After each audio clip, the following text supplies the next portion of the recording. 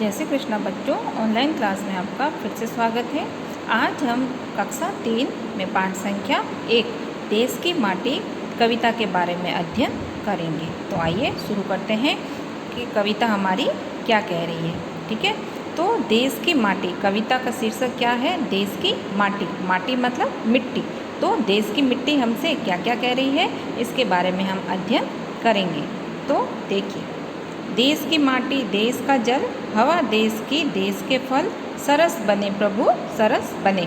कवि क्या कह रहा है कविता में कि देश की माटी मतलब देश की मिट्टी, देश का जल, जल मतलब पानी, हवा देश की, देश के फल, देश की जो हवा है और देश के जो फल हैं, सरस बने प्रभु सरस बने।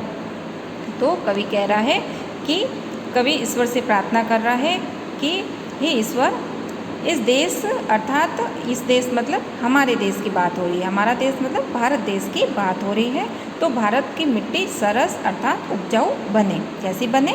उपजाऊ बने। इस देश की हवा सरस, सरस का मतलब सुगंधित बने। ठीक है, सरस का मतलब सुगंधित बने। इस देश का पानी सरस अर्थात मीठा बने और इस देश के फल सरस अर्थात रसीले बने। ठीक है, तो सरस का मतलब क्या होता है? अच्छा, अच्छा बनना। सरस मतलब अच्छा। तो देश की माटी, देश का जल, हवा देश की, देश के फल, सरस बने प्रभु सरस बने। तो कवि कह रहा है कि इस देश की माटी, इस देश का जल, इस देश की हवा, इस देश के फल सभी क्या बने? सरस बने। ठीक है, फिर है देश के घर और देश के घाट। देश के घर और देश के घाट। घाट का मतलब होता है नदी इत्यादि के तट होते हैं, किनारे होते हैं, उसे घाट कहा जाता है। ठीक है, उसके आसपास जो सीढ़ीदार स्थान बना हुआ होता है वो होता है घाट। देश के वन और देश के बाट। देश के वन, वन मतलब जंगल, बाट मतलब रास्ता। सरस बने प्रभु सरस बने। तो कवि क्या कह रहा है इसमें? कवि ईश्वर से प्रार्थना करते हुए कह रहा है कि इस देश के घर सरस अर्थात खुशहाल बने और नदियों इत्यादि के घाट सरल अर्थात सुरक्षित बने और देश के वन हरे भरे और रास्ते आसान बने। देश के वन कैसे बने? हरे भरे बने, है ना। आजकल क्या हो रहा है? वन पेड़ों की कटाई हो रही है, तो पेड़ों की कटाई होने से जंगल नष्ट हो रहे हैं। तो जंगल नष्ट होने से क्या हो रहा है? जो जंगल में अब इंसान कहाँ रहता है? घर में रहता है, मगर जो जंगली जीव जंतु होते हैं वो कहाँ रहते हैं? जंगल में रहते हैं। जंगल वन्य जीवों का घर होता है। अगर हम वन काट देंगे तो वो लोग सुरक्षित नहीं रह पाएंगे। तो कवि कह रहा है कि देश के घर और देश के घाट सब सरस बने, देश के वन हरे भरे बने और देश के बाट मतलब जो रास्ते हैं वो आसान बने। फिर है देश के तन और देश के मन। कवि क्या कह रहा है कि देश के तन और देश के मन मतलब देश के जो नौजवान हैं उनके तन और मन। देश के घर के भाई बहन, जो हमारे भारत देश में रहने वाले भाई बहन हैं वो क्या बने? विमल बने प्रभु विमल बने। ठीक है, देश के तन और देश के मन, देश के घर के भाई बहन विमल बने प्रभु विमल बने। तो कवि क्या कह रहा है इसमें? देखिए, तन मतलब क्या होता है? शरीर, और मन का मतलब होता है हृदय या दिल। और देश के भाई बहन, क्या भाई बहन क्या? विमल का अर्थ क्या होता है? स्वच्छ और निर्मल। तो कवि कह रहा है कि देश के जो भाई बहन हैं, इस देश के लोगों के शरीर और मन स्वच्छ और निर्मल सोच के हैं, है ना, होने चाहिए। यहाँ के लोगों के हृदय में एक दूसरे के प्रति प्यार होना चाहिए, एकता होनी चाहिए।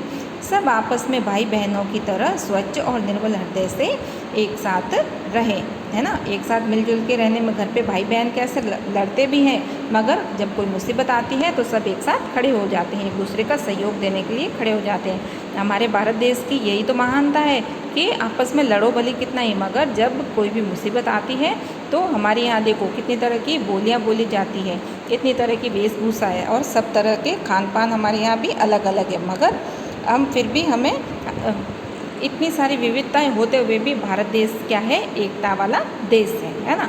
बाकी कहीं पर भी आपको इतनी विभिन्न तरह के खाना पीना, पहनावा, भाषाएं नहीं मिलेगी। सिर्फ एक भारत देश ही ऐसा है जहाँ विभिन्न तरह की बोलियाँ बोली जाती है, मगर फिर भी वो एकता में विश्वास रखता है ना। तो कवि कह रहा है कि यहाँ के लोग, यहाँ के लोगों के तन मन और घर जो देश के भाई बहन हैं सब एकदम स्वच्छता से और निर्मल हृदय वाले बन के रहें।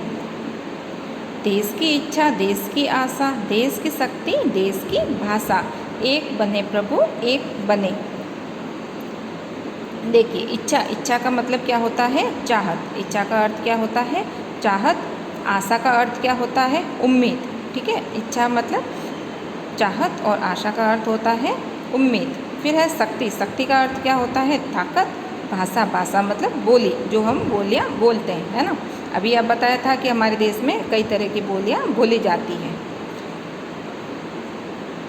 तो कवि कह रहा है कि ईश्वर से प्रार्थना कर रहा है कि इस देश के लोगों की चाह, है ना, चाह एक, यहाँ के लोगों की उम्मीदें सब एक जैसी हो, किसी कारण से कोई भेद नहीं हो। यहाँ के लोगों की ताकत हमेशा एकजुट हो और यहाँ के लोगों की भाषा बोली एक जैसी बने, है ना। भाषा भले अलग अलग हो मगर जो मन में एक दूसरे के प्रति विश्वास है वो हमेशा एक होना चाहिए। देश की माटी, देश का जल, हवा देश की, देश के फल, सरस बने प्रभु सरस बने। अब आगे कवि क्या कह रहा है? देखिए कवि कह रहा है कि अब देखो इस कविता के रचनाकार कौन है? रविंद्रनाथ टैगोर, है ना। ये कविता किसके द्वारा रचित है? रविंद्रनाथ टैगोर जी के द्वारा। तो कवि रविंद्रनाथ टैगोर जी कह रहे हैं कि अंत में कह रहे हैं कि ईश्वर से प्रार्थना कर रहे हैं कि हे ईश्वर, इस देश की मिट्टी, इस देश का पानी और इस देश की मिट्टी, इस देश का पानी और इस देश की हवा और इस देश के फल सब क्या बने? सरस बने, है ना, सरस बने। यहाँ यह देश सभी तरह से परिपूर्ण और एकजुट होकर खूब फूले फले, है ना। सब एकता बना के रखेंगे तो हमें प्रगति करने से कोई नहीं रोक सकता है ना। सब भले ही अलग अलग भाषाएं हो, भले अलग अलग पहनावा हो, मगर हम एकजुट होके आपस में भाईचारे से रहेंगे तो हमारा देश पूरे विश्व में सब लोगों को अच्छा लगेगा। एकता में ताकत होती है ना। तो हमेशा याद रखना बच्चों कि हमेशा सरल स्वभाव बना के रखिए, हमेशा निर्मल हृदय का बन के रहिए और हमेशा भाईचारे के साथ अपना भाईचारे से एक दूसरे का सहयोग करते हुए अपने देश को आगे बढ़ाते रहना है। तो कवि इसमें कह रहा है कि इस देश की मिट्टी, जल, हवा सब, जैसे फल कितना मीठा होता है तो हमें भी फल के जैसे मीठा बन के रहना है। मिट्टी क्या करती है? हरी भरी मिट्टी हमें हरियाली दिलाती है, तो उसी तरह से हमें जैसे मिट्टी महकती है तो उसी तरह से हमारे विचार भी महकने चाहिए। ठीक है।